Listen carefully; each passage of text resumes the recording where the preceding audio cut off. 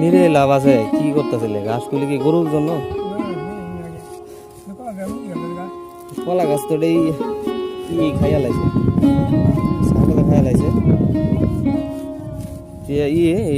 এইসব কলা গাছ লাগাই কি লাভবান হওয়া যায় হ্যাঁ হ্যাঁ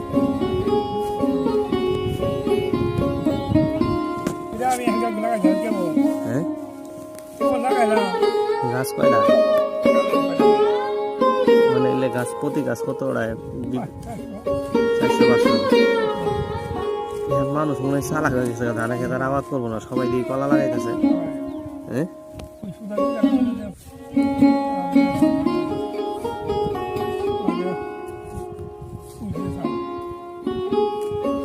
যে ক্ষেত নিয়ে খবর পেন না গরুর গাছও তো হয়েছে নাকি